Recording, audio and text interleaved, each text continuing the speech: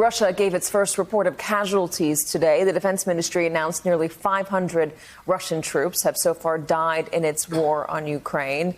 Again, this is what Russia is reporting. There's currently no way to verify those numbers. Inside Russia, protests against the war continue with new demonstrations today in St. Petersburg. But Vladimir Putin appears to be expanding his crackdown on dissent, taking a radio station that had been critical of the invasion off the air.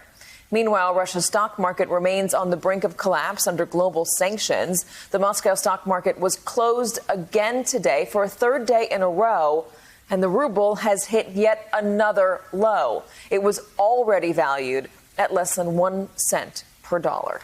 Joining me now from Moscow is NBC News senior international correspondent Keir Simmons. So, Keir, what is the latest from there?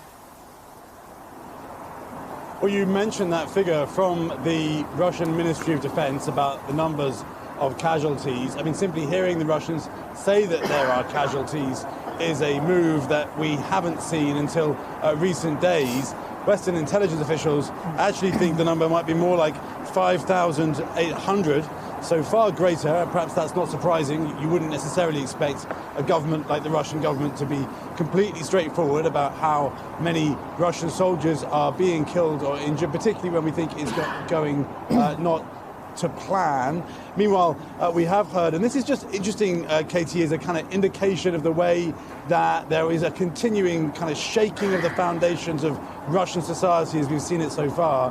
The billionaire Roman Abramovich, the Russian oligarch, who for many, many years has owned the Chelsea Football Club, he handed control of it over to trustees a few days ago. Now he says that he is selling that club to a Swiss billionaire, a man who is a part owner of the LA Dodgers. So that, again, a sign of deep disquiet amongst Russian oligarchs. Just a few days ago, we saw President Putin call some of them in and to be clear to them, in his view, that he had no choice but to do this, and the implicit message being, you must support me.